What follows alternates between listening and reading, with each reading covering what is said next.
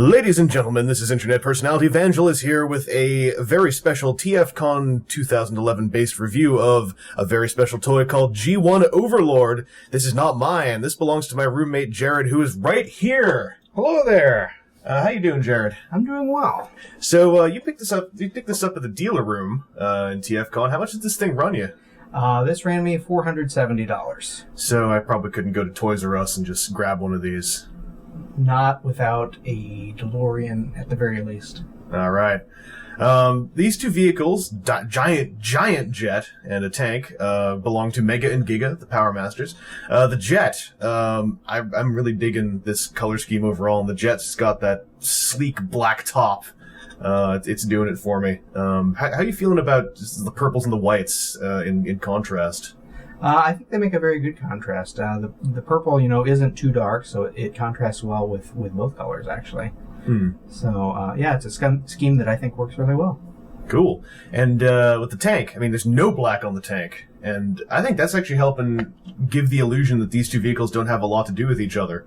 It doesn't make them look like, like a Duocon or something where, or sorry, not a Duocon, those actually look completely different. It doesn't make it look like a Micromaster combiner. Ah, yes, yes. Where, they are both obviously part of the same toy. There's shared stuff in the purple and the white, but... Right, yeah, it does a good job of making an overall unified color scheme without making them just aping each other's schemes. Yeah. And these Power Masters are also interesting in that one of them is female and even has little diamond boobs. Yes, Mega does have little diamond boobs. Yeah, it's kind of cool.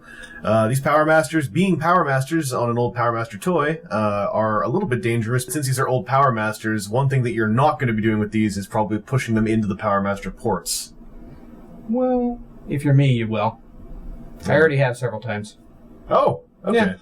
I was curious if you were going to be all careful with it, or if you're just going to stick them in there. Well, I didn't just cram them in, but no, I've had them in and out of the slots several times already. And oh, okay. And I've actually never had any problems with any of my other Power Masters with the slot clips breaking or anything like that. I know that some people have, but no, I figure if I'm going to buy a toy, especially spend $470 on it, I'm going to enjoy it. Excellent. The only other thing to bring up really about these vehicle modes, other than hey, check it out, this moves up and down. Ooh. That's pretty amazing, is that they have opening cockpits. When you stick the Power Masters in the cockpits, they do not have the Headmaster convenient leg joint, so they just kind of lie down inside the vehicles. It's lounge piloting. Yeah, I wish I could drive a car like that. That'd be the best. But these two vehicles have two combined modes as alternate modes, and the first one of those is a base mode, so let's check out the transformation on that and then see how it looks when it's all put together. Merging the Overlord components into base mode is mostly a game of pulling everything open as many times as possible. The tank's combination of splitting and unfurling is kind of impressive in just how many layers of folded plastic one finds contained within such a simple alt-mode silhouette. The jet's reformation is a bit less impressive, and kind of gives away the robot mode pretty heavily.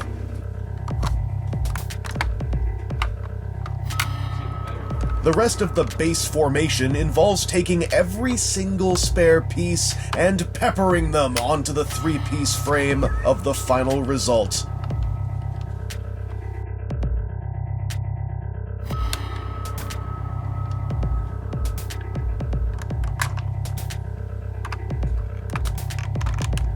It's not overly impressive, but is kind of neat in a late G1 sort of way. So with this base mode, you've got a rocket ship and its split tank forming a kind of little battle rocket base. Jared, how do you feel about the base mode? I really like the base mode, looks-wise at least. Yeah. Sadly, one problem with it is that it doesn't peg together very much. Yeah, not really at all. Let's just give him a quick show of stability here. There you go. Yeah, that's about how stable those ramps go together. That aside, though, obviously that's its biggest flaw, because otherwise it's pretty G1 basey. Real awesome neon-y color schemes going on. Lots of places for the Power Masters to go. Lots of places for little vehicles to drive around as well. Yeah, absolutely. I do love the colors on that. I really do like the colors on that. They go together very well. Yeah, who's that? Little Who is vehicle, that guy? yeah, that is Aaron. Little vehicle for your You're not Power in Master. shot at all. whatsoever, Aaron. Sorry. There you go. Little vehicle. I didn't know where it ended at. This little thing, I guess you could have drive around on here, up and down the ramps. And the That's Power very cool. Masters in engine mode will snap into the vehicle as well. That's true. And you see there the little vehicle had to stop short because sadly the one piece my Overlord is missing is the front ramp. That's right. There's usually a ramp here, and it was a box pick that queued you in because you obviously didn't do the base mode before the robot mode. That's right. So you're like, all right, time to drive to. Oh, what's going on here? And also that means we could see a big show of robot crotch. I totally broke your toy. I'm sorry about that. God. Yeah, these ramps are kind of a bummer. I mean, Yes. Thankfully, the base mode is not the draw of Overlord. I have not yet watched Master Force all the way through. I'm not even sure if this thing factors in the show very much. I haven't seen it all the way through either. First, third, no. Oh. As far as I think I've got to Master Force. I do like the use of the fists here to hold these radar dishes in place. It's kind of cool. Yeah, that's the only base I can think of where the fists are used. Like that. And there's also this door here. Which I didn't Yeah, notice. but sadly it doesn't. Oh, It doesn't whoops. rest out, but you can put somebody in there, I guess, as the command tower or something. Yeah, I was sort of hoping that Mega would be able to move, because the cockpit for the jet is right behind this. I was hoping she might be able to, like, slide up into there.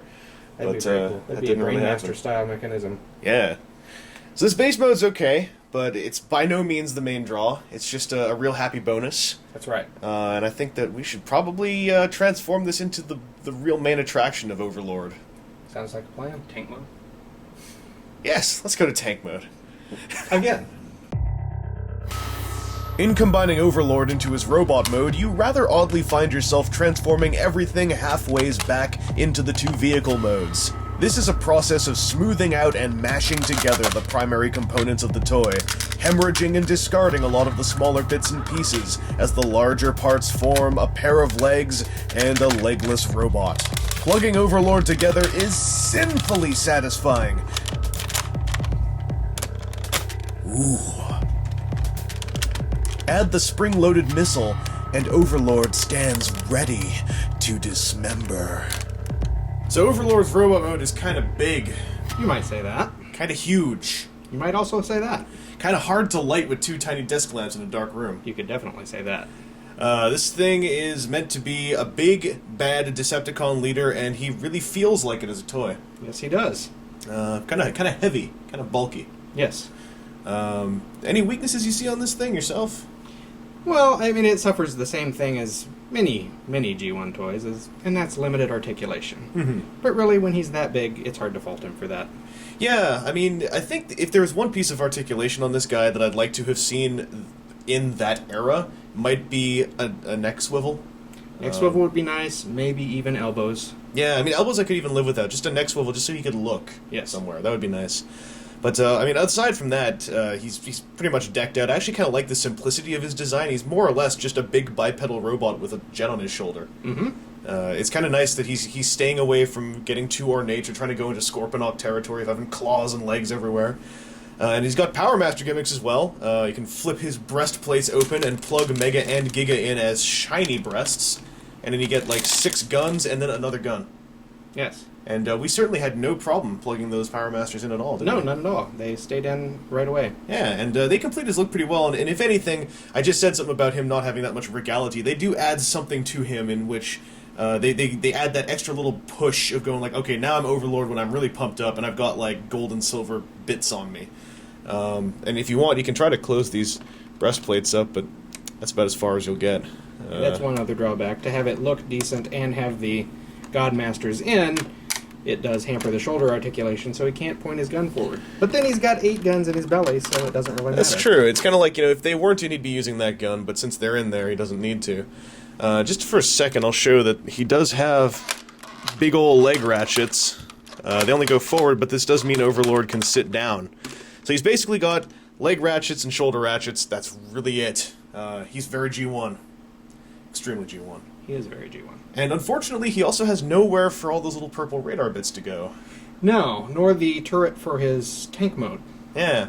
So that's kind of a bummer. But, I mean, all that aside, I mean, I'm sure you could find screw holes to stick him into if you want, kind of like what you can do with, whoa, I bumped a light. What you could do with Scorponok. But, you'd mess with the simplicity of this dude's look. So, You can mount the double-barreled laser on one of his forearms, but like you said, that sort of hampers the simplicity. Yeah, it's kind of like you're now just sticking things on him for the sake of putting them somewhere. So all that aside, Overlord is a big end of G1 toy. He's totally worth looking into. I mean, his face sculpt is so... Oh, hey, guess what? Hey, look at that! It even ratchets. It clicks back into place. I take back everything I said. He now has everything I want out of a late G1 toy. Because now he can look a bit to the right. Or to the left. That's... I absolutely had not tried to turn his head yet, so thank you. I probably never would have known. This review has suddenly become useful.